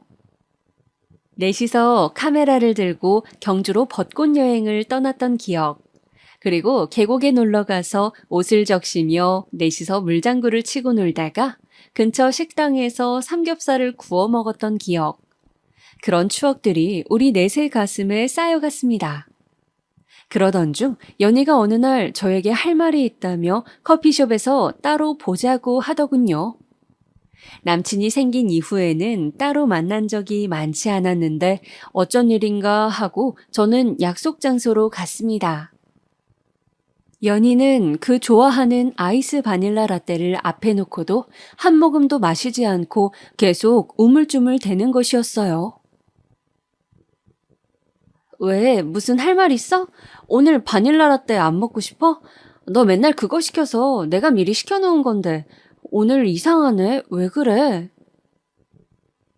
그게 아니라 나 당분간 커피는 못 마실 것 같아. 어? 왜? 위험이래 또? 아니, 나 임신 5주래. 뭐라고? 그랬습니다. 연희는 남친의 아기를 가진 거였어요. 연희는 남친과도 상의했다며 곧 결혼 준비를 하고 한 몇 개월 내에 최대한 빨리 결혼을 할 생각이라고 하더군요. 저는 너무 급전개에 어안이 벙벙했지만 진심으로 연희를 축하했습니다. 그렇게 연희는 결혼 준비를 하고 배가 살짝 부른 상태로 결혼을 했어요. 저는 친구의 행복을 진심으로 빌었습니다. 이상하게도 결혼식 당일에 배를 살짝 가리는 스타일의 드레스를 입고 환하게 웃는 연희를 보는데 제가 눈물이 났습니다. 대학 가서 처음 사귄 제 친구이기에 누구보다 행복하기를 빌고 또 빌었던 것 같아요. 그렇게 연희는 다니던 대학도 졸업을 하지 못하고 아기 엄마가 되었습니다. 저에게 연희는 일단 아이가 좀 크고 나면 1년 남은 대학 과정을 마치고 취직할 거라며 걱정 말라고 했어요. 자신은 무슨 일이 있어도 학업을 포기할 생각이 없다고요. 그렇게 저는 연희와 함께 하던 대학 생활을 이제는 다른 친구들과 함께 하면서 아기를 보러 한 번씩 연희네 집에 들르기도 하고 남친과 연희 남편과 다 같이 술자리를 가끔 가지기도 하면서 남은 대학 생활을 이어갔습니다. 연희가 아기를 낳고 키우는 과정은 정말 힘들어 보였어요. 아기는 30분에 한 번씩 분유나 모유를 먹어야 했고 연희는 잠을 못 자고 힘들어했죠. 저는 일주일에 하루 정도 연희네 집에 가서 낮잠이라도 자라고 하면서 아기를 돌봐주었습니다. 그런데 그렇게 제가 아기를 봐주고 있던 어느 수요일 오후였어요. 연희는 지쳐서 자고 있고 저는 아기를 안고 분유를 주고 있었는데 띠리릭 하면서 현관문 비밀번호 누르는 소리가 들렸습니다. 누구세요? 아니, 그러는 아가씨는 누구예요? 여긴 우리 아들 집인데? 안녕하세요. 저는 연희 친구인데요. 연희는 지금 방에서 자고 며느라, 얘, 나왔다! 세상에, 연희의 시어머니라는 분, 그러니까 저도 잘 아는 연희의 남편의 엄마라는 분은 연희가 자고 있다고 분명히 말했는데도 방문을 활짝 열며 큰 소리로 연희를 깨우는 거였습니다. 연희는 깜짝 놀라서 벌떡 일어나더니 어머니 오셨어요? 연락을 주고 오시지. 하며 어두운 표정으로 말끝을 흐리는 것이었습니다. 어머니는 저를 흘끔 보시더니 이제 친구까지 불러서 너는 쉬고 애기는 남에게 맡기고 그러냐? 요새 젊은 것들이란 하면서 제가 있는 앞에서 대놓고 연희에게 핀잔을 주시는 것 아니겠어요? 저는 너무 당황해서 오늘은 그냥 근처에 일이 있어 왔다가 친구가 보고 싶어 들른 거라고 저는 이만 가보겠다고 하고 연희와 연희 시어머니를 집안에 남겨두고 허둥지둥 자리를 나섰습니다. 저는 사람 좋은 줄 알았던 오빠의 어머니가 저렇게 배려 없고 막무가내인 분이라니 정말 알 수 없다고 생각하면서 그날 집으로 가는 길에 연희의 전화를 받았어요. 연희는 울고 있었습니다. 제가 아기를 보고 있었다고 시어머니가 화를 내셔서 남편과 시어머니하고 언쟁이 있었다고 하면서 연희는 자기는 이제 낮잠 몇 시간도 편히 못 잘 팔자인 것 같다고 남편이 언제든 편하게 오시라고 비번을 알려주는 바람에 시어머니가 시도 때도 없이 와서 죽치고 있다고 미치겠다고 하는 거였어요. 저는 화가 났습니다. 멀쩡히 좋은 대학 잘 다니고 있던 애를 애기 엄마로 만들고 공부도 못하게 했으면 책임을 져야지. 이런 식으로 자신은 그대로 대학을 다니면서 제 친구만 고생시키는 그 오빠가 마음에 들지 않았죠. 그래서 제 남친에게 요즘 연희의 남편은 어떻게 지내냐고 했더니 글쎄 그 오빠는 자신의 생활 변화는 아무것도 없이 평소와 다름없이 잘 지낸다는 거였어요. 집이 지방이라 연희는 친정의 도움도 받지 못하고 친구들이 대학 생활을 즐기는 나이에 기저귀나 갈고 있는데 말이에요. 저는 남친에게 연희는 기저귀나 갈고 애기 보느라 쩔쩔매면서 아무것도 못하고 있는데 그 오빠는 진짜 이기적이다. 라고 말했습니다. 남친은 그게 무슨 소리야? 걔도 대학 다니느라 힘들어. 하며 저를 쳐다보더군요. 저는 네가 말하는 힘든 건 힘든 게 아니야. 하며 화를 내고 오늘은 네 친구 편드는 너도 꼴 보기 싫으니 그냥 가버리라고 말하고 자리를 박차고 일어섰습니다. 연희가 힘들어하는 것이 마치 제 일인 양 너무너무 화가 나더군요. 그리고 마음속에 있던 결혼에 대한 두려움들이 뭔가 구체적으로 제 눈앞에 펼쳐지는 느낌도 들었습니다. 결혼하면 시어머니가 수시로 집 비밀번호를 누르고 들이닥쳐도 다 참아야만 하는구나. 그런 부조리하게 느껴지는 일들을 견디는 것이 결혼이구나. 그런 생각에 저는 못 견디게 우울했습니다. 지금 생각해보면 친구의 일이었는데 왜 그렇게 이입이 됐는지 모르겠어요. 그런데 그때는 정말 연희의 삶이 마치 제 삶인 것만 같고 그 친구가 그 오빠와 사는 모습이 제 미래가 될 것만 같았습니다. 흔히들 왜 유유상종이라고 하잖아요. 절친한 친구끼리 사고방식이나 사는 모습도 비슷할 것만 같다는 생각을 한 것 같습니다. 제가 그렇게 하루하루 짜증을 내자 남친은 대체 내가 생각이 드는지 요즘 왜 그러냐고 캐묻더군요. 저는 제 생각을 솔직하게 남친에게 말했습니다. 친구는 유유상종이라 하는데 연희 사는 꼴을 보니 결혼하면 너도 나를 그렇게 고생시킬 것 같다고 하니 남친은 그 친구와 나는 사는 게 다르고 우리는 상황도 다른데 왜 그렇게 생각하냐며 손을 잡고 저를 달래주었습니다. 그리고 친구네는 연희도 대학을 졸업하지 못했고 그 친구 역시 지금은 졸업을 앞두고 바빠서 그렇지 친구가 취직을 하고 나면 상황이 좋아질 것이라고 지금은 시댁 돈에 의지해서 살아가고 있으니 친구 어머니가 그러셔도 참을 수밖에 없다고 말했어요. 우리는 어차피 결혼을 해도 서로 직장을 가진 다음에 할 건데 무슨 걱정이 그리 많냐고 말이죠.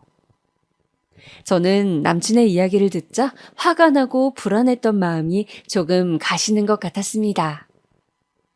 남친의 말이 현실적으로 맞는 말이기도 했고 저 역시 너무 감정적으로 연희에게 이입을 한 것 같다는 생각도 들었죠.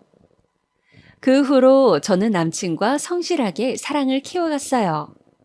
연희의 아이가 자라 어린이집을 가고 할 때쯤 저는 대학을 무사히 졸업하고 취업 준비를 하고 있었습니다. 가고 싶은 외국계 회사가 있어서 그 회사에 들어가기 위해 스터디도 하고 면접 준비도 하느라 무척 바빴죠. 남친 역시 자신이 가고 싶은 공기업이 있다며 열심히 준비를 했습니다. 서로의 취직을 응원하면서 우리는 그렇게 최선을 다해 하루를 살아갔죠. 다행히도 저와 남자친구는 무사히 취업에 골인했습니다. 보통 2, 3년씩 취업 준비를 하는 요즘의 시대에 비추어 보면 둘 다 굉장히 빨리 취직을 한 셈이었어요. 저는 취직하고 한동안은 회사 분위기 적응하며 눈치 보랴, 또 회사에 입고 갈 옷을 사랴, 첫 월급을 탄 주말에는 고향에 내려가서 부모님께 고기를 사드리고 내복 드리랴 정신없이 취직 첫 해를 보냈습니다. 연희에게도 연희가 대학 다닐 때 좋아했던 마카롱을 잔뜩 사들고 애기도 볼 겸 놀러를 갔어요. 그런데 제가 바빴던 1, 2년 사이 연희의 얼굴은 많이 수척해져 있었습니다. 어디가 안 좋은 건지 살도 많이 빠지고 뭔가 기운도 없어 보였습니다. 제가 좋아하던 항상 밝고 긍정적이던 연희의 모습이 아니었어요. 저는 마카롱을 먹다가 연희에게 물었습니다. 연희야, 요새 무슨 일 있어?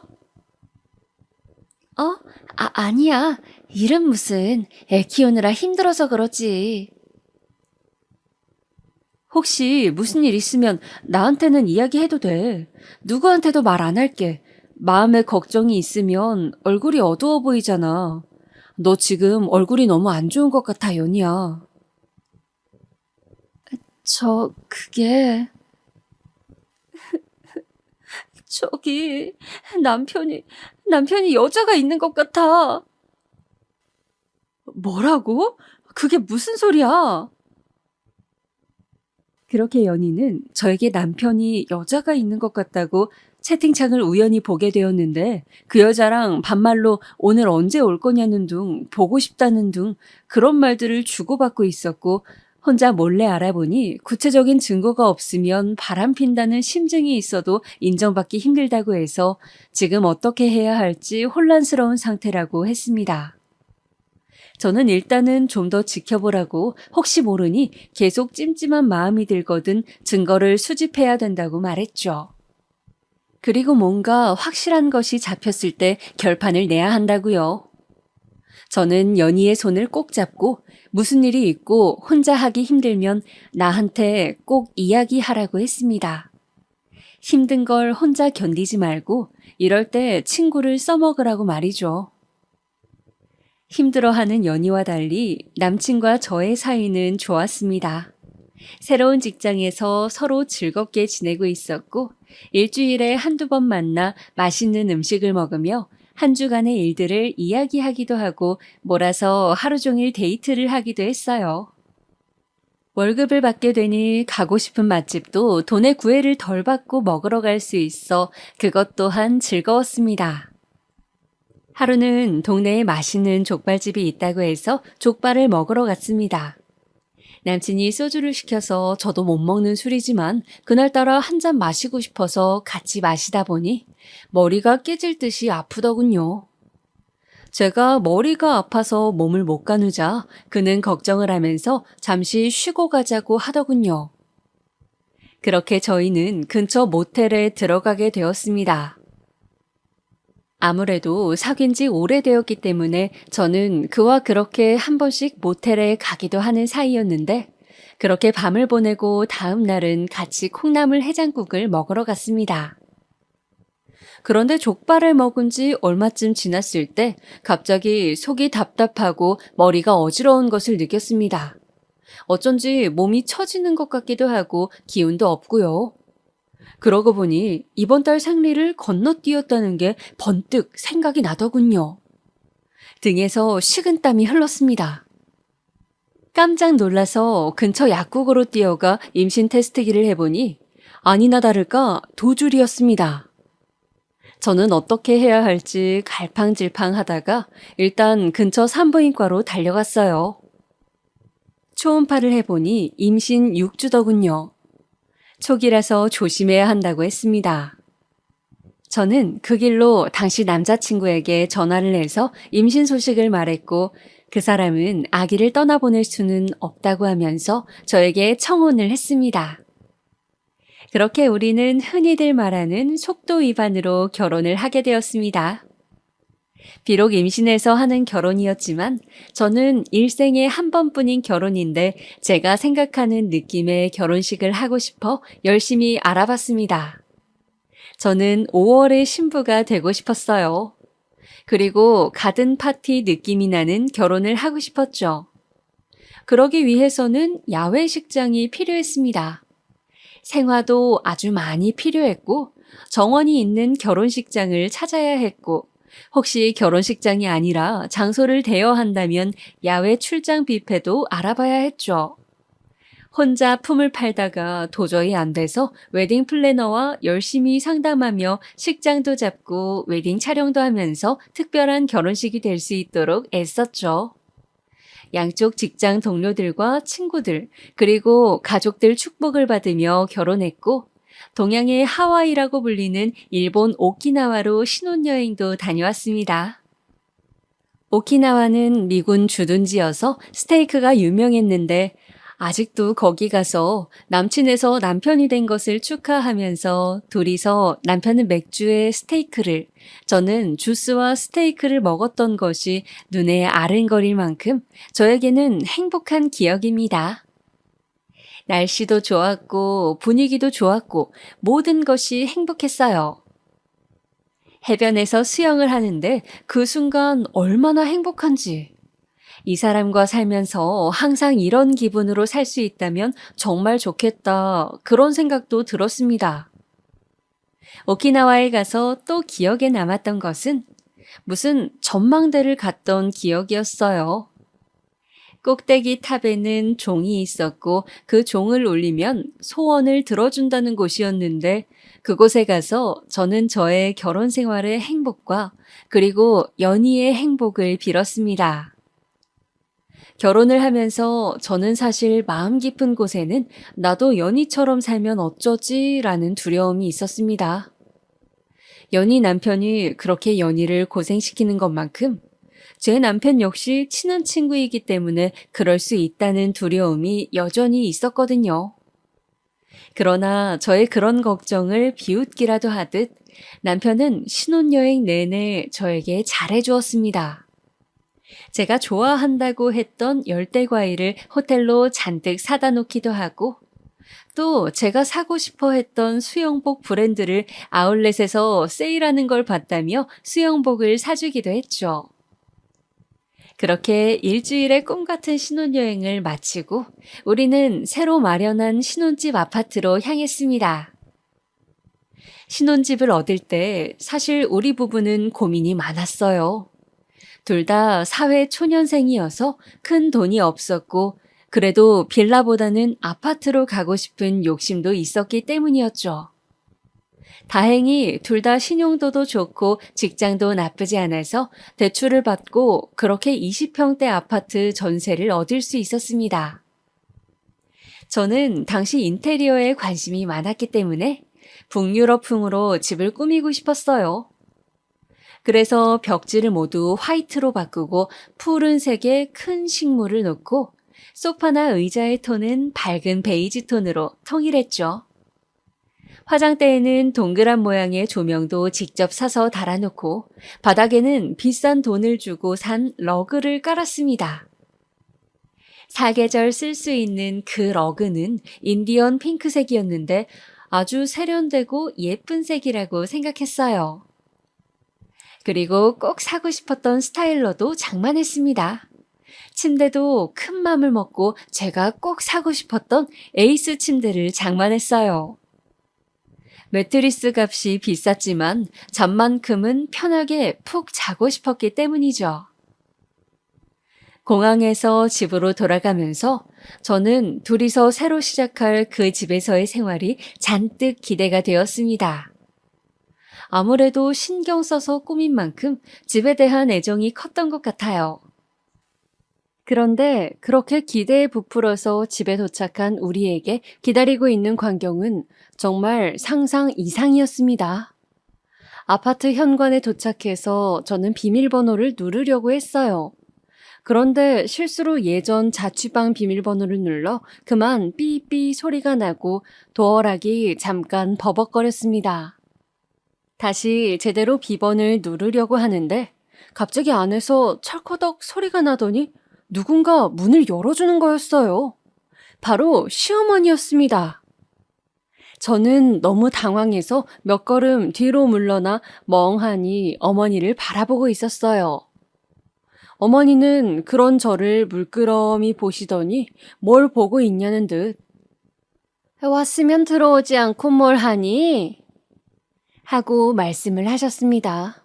저는 어안이 벙벙해서 네 대충 대답을 하고 집 안으로 들어갔어요. 그런데 집 안에는 더 가관이었습니다. 시아버지까지 집에 들어와 계셨고 두 분이 제가 힘들게 해외 직구로 산 그 러그 위에 불판을 놓고 삼겹살을 구워 소주와 함께 드시고 계시는 것이었어요. 그리고 제가 열심히 꾸며놓은 그 집 사방에 시부모님의 옷가지와 짐이 널려 있는 것이었습니다. 북유럽풍의 집은커녕 순식간에 사람이 산 지 몇 년은 된 듯한 지저분한 집이 되어 있었어요. 저는 너무 화가 나서 온몸이 부들부들 떨리는 것을 느꼈습니다. 그래서 남편을 조용히 방으로 끌고 가서 물었어요. 이게 어떻게 된 거야? 부모님이 왜 이 집에 와 계셔? 신혼집에 와서 이렇게 분탕질을 해놓으셔도 되는 거야? 아니, 분탕질이라니. 너 왜 그렇게 말을 심하게 하니? 그냥 내가 비번 알려드리면서 아들 집이니까 편하게 아무 때나 와서 며칠씩 쉬고 가시라고 했어. 그게 뭐 잘못이야? 벌써 와 계실 줄은 나도 몰랐지만. 하며 남편은 뒷머리를 긁적이는 거였어요. 저는 너무 당황해서 할 말을 잃고 말았어요. 도저히 안 되겠다 싶어 저는 남편에게 말고 그냥 시부모님께 바로 물어야겠다 생각하고 거실로 나갔습니다. 어머니, 갑자기 여기 왜 오신 거예요? 아니, 내가 내 아들 집에 오는데 왜? 뭐가 문제야? 그런 문제가 아니라 어머니, 여기는 저랑 신랑 둘이 사는 집인데 왜 마음대로 말씀도 없이 오셔서 심지어 잠까지 주무시고 자기 집처럼 삼겹살까지 구워 드시는 거냐고요. 얘 말하는 거 봐라. 아이 지금 그래서 내가 온 게 마음에 안 든다는 거니? 시골에 우리 집 수리하게 됐다. 수리가 오래 걸린다고 하니 한 2달은 여기서 지내려고 한다. 불만 없지? 저는 머리가 아파오는 걸 느꼈습니다. 아기가 있건 없건 아무 때나 들이닥치던 연희 시어머니 때의 생각이 나면서 연인의 남편하고 자신은 다르다며 열변을 토하던 남편의 말도 생각이 나더군요. 그래요, 달랐습니다. 연인의 남편보다 제 남편이 더 심각한 모질이었습니다. 저는 너무 화가 나서 이런 식으로 하려면 나도 친정에 가 있겠다고 하면서 그냥 그 자리를 나와버렸죠. 신혼여행 다녀오면서 들고 왔던 캐리어도 그냥 다 들고서 곧바로 고속버스를 타러 갔습니다. 가는 동안 눈물이 줄줄 흘러내렸어요. 내가 왜 이런 꼴로 쫓겨나듯이 고향으로 가야 하는지 너무너무 속이 상했습니다. 또 막상 가려고 하니 친정부모님께는 뭐라고 하나, 신혼여행 다녀오자마자 크게 싸웠다고 하면 엄청 걱정하실 것 같은데, 그런 생각이 들면서 저는 표를 끊을지 말지 망설이고 있었어요. 그때 연희에게 전화가 왔습니다. 저는 연희에게 어떻게 할지 이야기라도 해봐야겠다 싶어 얼른 전화를 받았죠. 연희는 제 남편이 화가 나서 자기 남편한테 전화를 걸어 막 소리를 지르며 하소연을 했다고 하며 자신이 조용한 곳을 알고 있으니 거기서 며칠 지내라고 주소를 알려주었습니다. 그리고 자신도 곧 1시간 안에 거기로 갈 테니 기다리라고 하더군요. 안 그래도 할 이야기가 있었다고 하면서요. 연희가 알려준 곳은 도심 외곽지에 있는 조용한 신축 빌라 건물이었습니다. 저는 이런 곳을 연희가 어떻게 알았으며 내가 여기 있어도 되는 곳인지 걱정도 되고 궁금하기도 했어요. 형편이 빠듯한 것으로 알고 있었는데 친척 집이라도 되는 건가 생각을 하면서 연희를 기다렸습니다. 그렇게 1시간쯤 지났을까? 띠리릭 문이 열리면서 연희가 들어오더군요.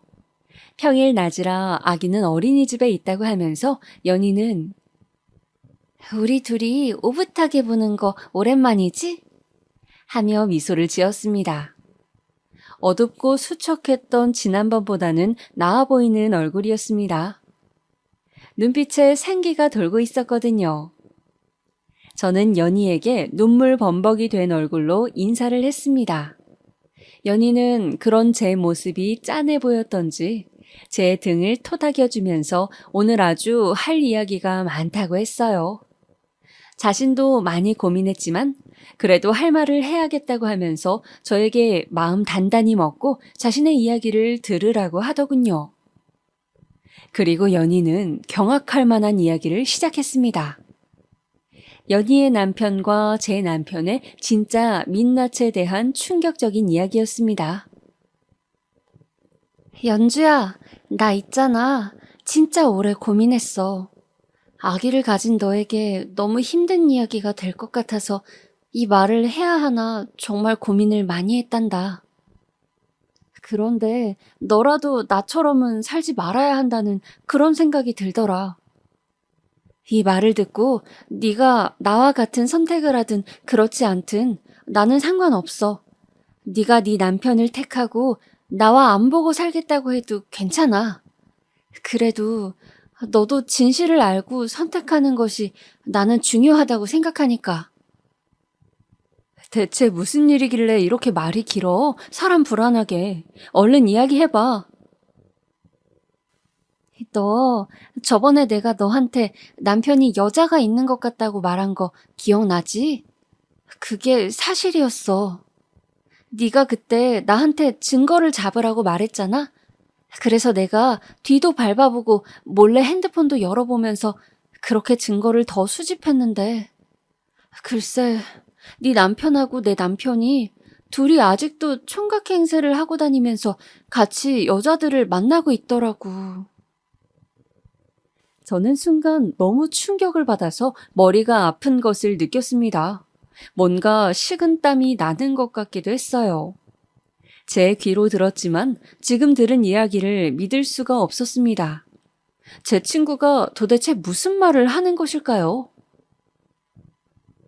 놀랐지. 이런 이야기를 하게 돼서 미안해. 그렇지만 이제 막 결혼식을 했는데 나는 넌 아직 늦지 않았다고 본다. 지금이 탈출할 마지막 기회야. 저 새끼들 진짜 악질들이야. 여자를 수시로 바꾸고 남자들끼리만 보는 적이 없고 둘이 어울려서 유흥업소도 다니고 노래방 도우미까지 부르고 난리도 아니더라고. 저는 갑자기 배가 땡겨오는 것 같았습니다. 아직 조심해야 할 시기라고 했는데 기분 탓인지 배가 쿡쿡 쑤시는 것 같았어요. 그리고 너네 어머니 오늘 들이닥치신 거 그거 남편이 아마도 그렇게 해도 된다고 한 걸 거야. 알고 보니까 그 새끼들이 신혼 초에 와이프 군기 잡는다시고 그런 짓을 한 번씩 해서 길을 확 꺾어야 한다는 등 그런 소리를 지들끼리 무슨 공식인 양 떠들고 다녔더라고. 어이가 없었습니다. 저는 정말 제 남편이 그랬다는 게 믿기지가 않아 몇 번이고 네가 잘못 안 것은 아니냐고 물어봤습니다. 그러나 연희는 단호하게 말하더군요. 모든 사실을 나도 부정하고 싶었지만 걔들은 그런 저질 쓰레기들이 맞아. 그리고 그런 데 가서 여자랑 노는 거에 맛끌린 애들은 결국 그거 못 고쳐. 사람 고쳐 쓰는 거 아니라는 말 너도 알지? 이 집 사실 내가 애기 키우면서 동네 카페도 나가고 소일거리 하며 재택 알바도 하면서 모은 돈으로 겨우 월세 얻은 내 오피스텔이야. 얼른 이혼하고 여기 나와서 아이랑 함께 평화롭게 지내고 싶어. 일단 나도 아직은 아무것도 모르는 척하고 있는 상태니까 이 집에 대해선 비밀로 하고 너도 당장 친정 가기도 못할 테고 생각 정리가 필요할 테니 며칠 지내면서 잘 한번 생각해봐. 앞으로 어떻게 할 건지, 어? 연희는 나에게 자신처럼 살지를 않길 바란다며 아닌 것은 초장에 싹을 잘라내는 게 맞는 것 같다고 재차 당부를 하곤 사라졌습니다. 저는 남편이 그런 사람이었다는 것에 놀라고 또 믿기지 않아 처음에는 연희의 말을 부정했습니다. 그런데 시간이 지날수록 아무리 부정하려 해봐도 이게 진실이라는 생각이 들더군요. 연희가 제 결혼 생활을 망치려 이런 거짓말을 지어낼 이유도 없고 자신의 인생 역시 이혼할 이유가 없다는 생각과 결혼 이후 내내 얼굴에 그늘이 있었던 연희의 모습이 계속 생각났습니다.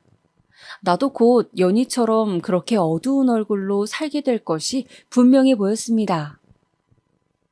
연희의 말을 들은 날부터 하루에 몇 번씩 배가 땡기는 것이 느껴졌습니다. 저는 그 집에 일주일간 있으면서 이 일은 그대로 넘어갈 일은 아니라는 결론을 내렸어요. 도저히 그런 사람을 남편으로 앞으로 남은 수십 년을 믿고 지낼 수는 없었습니다. 마음을 굳힌 다음 집에 들어가기 전에 저는 배가 자꾸 땡기는 것이 이상해 병원을 들렀습니다. 그런데 병원에서 진료를 기다리는데 그날따라 대기가 너무 많아 1시간째 의자에 앉아 있었습니다. 핸드폰을 보면서 앞으로 이혼을 해야 하나, 별거부터 해야 하나, 혼자 아기를 낳으러 가면 어떨까 여러 생각을 하며 지끈거리는 머리를 손으로 짚고 있는데 갑자기 뭔가가 종아리를 타고 흘러내리는 느낌이 들었습니다. 무심결에 뭔가 싶어 제 다리를 살펴보니 그것은 선명하다 못해 시커먼 핏덩어리였어요. 저는 너무 놀라서 비명을 질렀고 간호사가 달려와 저를 얼른 눕히더군요. 계속 배가 땡겼다고 하니 의사가 아기가 괜찮을지 모르겠다고 임신 초기에 하혈을 하는 것이 대부분 좋지 않은 징조라고 한숨을 쉬더군요. 아니나 다를까 초음파 결과를 보니 유산이었습니다. 남은 세포들을 긁어내는 시술을 해야 한다고 해서 저는 눈물을 흘리며 유산 후 처치를 받았죠. 준비 없이 생긴 아기였지만 그래도 아기를 만날 날을 기다리며 설레하던 날들이 있었는데 저는 온몸의 기운이 다 빠지는 것 같고 저에게 찾아온 이 시련과 고통의 시간이 언제쯤 끝날까 그런 생각을 하면서 집으로 가지 못하고 연희의 빌라로 다시 가서 며칠을 지냈습니다. 정말이지 눈물이 쉬지 않고 수도꼭지처럼 흘러내렸어요. 이렇게 울다가는 탈진해서 이대로 죽어버릴 것만 같고 제 몸이 한없이 나락으로 떨어져 내리는 것 같았습니다. 울면서 연희에게 말했더니 연희가 죽과 미역국을 끓여서 달려왔어요. 저는 연희를 붙잡고도 한참을 울었습니다. 연희는 저에게 힘내라고 어서 기운 차리고 그 나쁜 놈들을 우리 인생에서 그만 내보내자고 지난 상처는 잊고 우리 처음 만났을 때처럼 행복하고 즐겁게 그렇게 살자고 연희와 저는 서로 얼싸안고 눈물을 흘렸습니다. 며칠이 지나자 겨우 조금 정신이 돌아오는 듯 했어요. 이렇게 저렇게 고민한 끝에 이런 상황을 친정에도 차마 말할 수가 없어 모든 상황이 정리되고 나서 말하기로 결심하고 저는 비장한 각오를 하고 신혼집으로 향했습니다. 현관문 앞에서 다시 한번 마음을 다지고 비번을 치고 집에 들어가자 집 꼴은 더 가관이 됐더군요. 저는 이제 어차피 정이 떨어져 제가 살 집도 아니었기에 이제 눈에 거슬리지도 않았습니다. 저는 시부모님께 인사를 한운둥 만운둥 하고 들어가서 남편부터 찾았습니다. 자기야 왔어? 친정 다녀온 거지? 이제 화는 좀 풀린 건가? 남편은 아직도 사태 파악이 안 된 건지 시어머니와 과일을 먹고 있더군요. 저는 과일을 아삭아삭 맛있게 먹는 남편을 보며 말했습니다.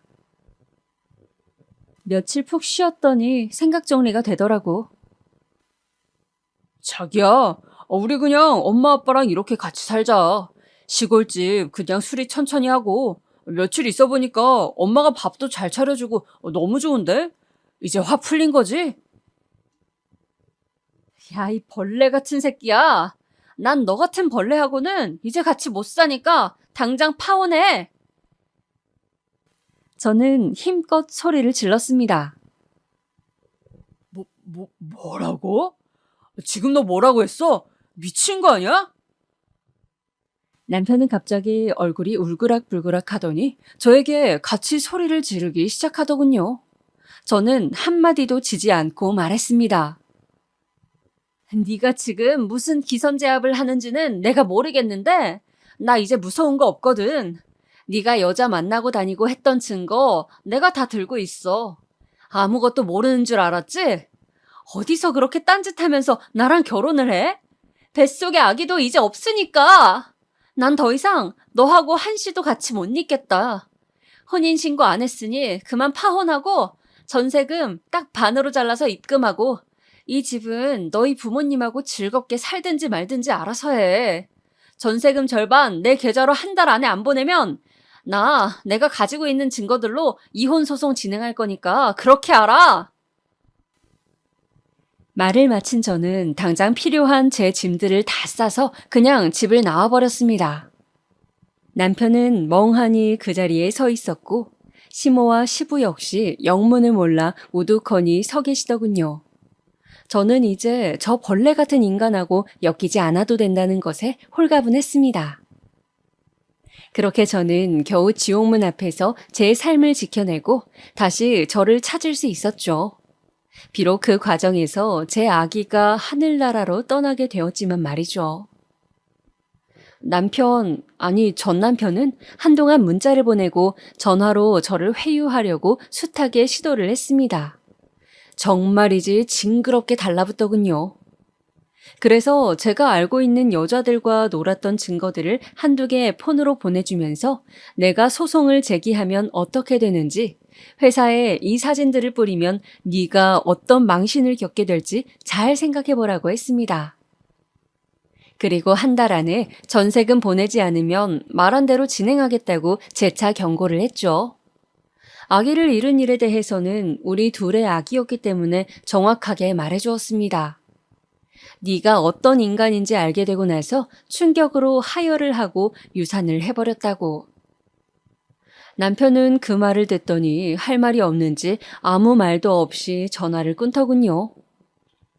그리고 한 달이 다 되어가던 시점에 전세금의 절반을 제 계좌로 보내왔습니다. 그렇게 저는 혼인신고를 안 한 상태에서 결국 파혼을 하게 되었죠. 지금도 그때 일을 생각하면 마음이 쓰리고 아픕니다. 마치 상처가 낫지 않고 골마서 속에 그대로 있는 것 같은 느낌이죠. 저는 한동안 파혼 사실을 친정에도 말하지 못하고 끙끙 앓았습니다. 나중에 사실을 알게 된 친정에서는 어떻게 그런 큰일을 너 혼자 다 감당했냐고 하시며 가슴을 치시더군요. 그리고 앞으로는 좋은 일만 있을 거라고 정말 힘든 결정이었지만 현명하게 잘했다고 부모님은 제 결정을 응원해 주셨습니다. 제가 파혼한 때로부터 3번의 봄이 지난 지금 저는 마음이 편안하고 행복합니다. 제 친구 연희도 우여곡절 끝에 아이를 데리고 결국 이혼을 했고, 저는 연희의 빌라와 가까운 곳에 집을 얻어 서로 의지하며 왕래하면서 지내고 있습니다. 연희는 대학을 마저 졸업했고 그토록 하고 싶어 하던 자신의 꿈을 향해서 열심히 취업 준비 중입니다. 저는 연희를 보면서 어떤 상황에서도 굴하지 않고 진실을 받아들이고 자신을 지키려는 그녀의 용기가 제 삶까지 구해낸 것은 아닐까 그런 생각이 들었습니다. 아무리 외면하려고 해도 결국 진실은 어떻게든 밝혀지는 것이고 모른 척 덮어봤자 결국 더 큰 상처가 되어 돌아온다는 것을 뼈저리게 느꼈던 시간들이었습니다. 코로나로 극성인 요즘 제 이야기를 듣다가 더 울적해지신 것은 아닐지요? 저는 지금 오늘 여러분에게 진실을 받아들이고 이겨내려는 용기에 대해 말씀드리고 싶었습니다. 삶은 행복할 때보다 오히려 괴롭고 고통스러울 때가 많죠. 하지만 그런 시간들을 버티고 이겨내는 것은 우리 자신의 의지입니다. 여러분, 지금 삶이 힘들더라도 정신 바짝 차리시고 상황을 해결할 수 있는 지혜를 모색해 보시길 바랍니다. 저도 하루하루 더 열심히 살아가려고 합니다. 오늘 제 이야기 들어주셔서 감사합니다.